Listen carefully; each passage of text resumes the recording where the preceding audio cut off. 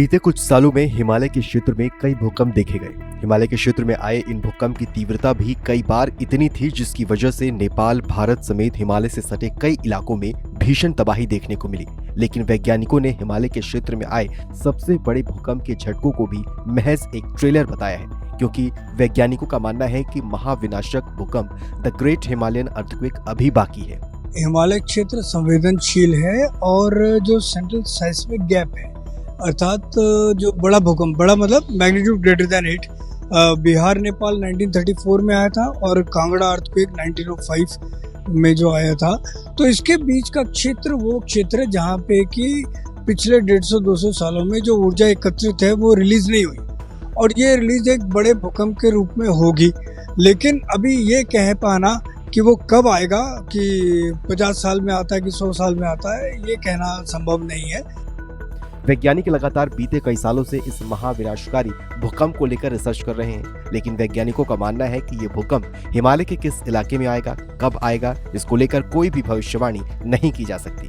लेकिन जब ये आएगा, इससे बड़ी तबाही मचेगी और जानमाल का बड़ा नुकसान होगा।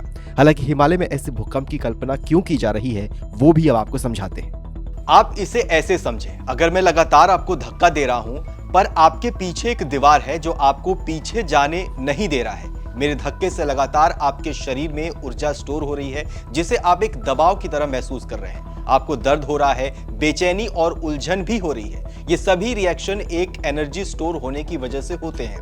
आखिरकार आप इस एनर्जी से छुटकारा पाने के लिए रिएक्ट करेंगे, मुझे वापस धक्का देंगे या फिर किसी तरह से मेरे सामने से हटेंगे। बस यही हालत बनी हुई है इंडियन, यूरेशियन और तिब्बत टेक्टोनिक प्लेट के बीच।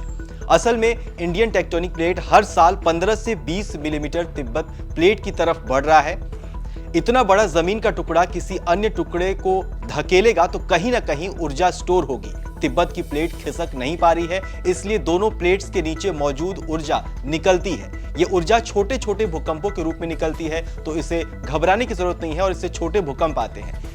ऐसे में वैज्ञानिक मानते हैं कि हिमालय के एक बड़े हिस्से में टेक्टोनिक प्लेट के खिसकने या दबाव बढ़ने की वजह से आने वाले समय में यही एक बड़े भूकंप यानी द ग्रेट हिमालयन अर्थक्वेक के रूप में निकल सकते हैं। 3 अक्टूबर को भी दिल्ली एनसीआर समेत भारत के कई हिस्सों में भूकंप के 2 झटके महसूस किए गए, जिसका केंद्र नेपाल में था। पहला झटका दोपहर के 2:25 पर आया, जिसकी तीव्रता 4.6 थी।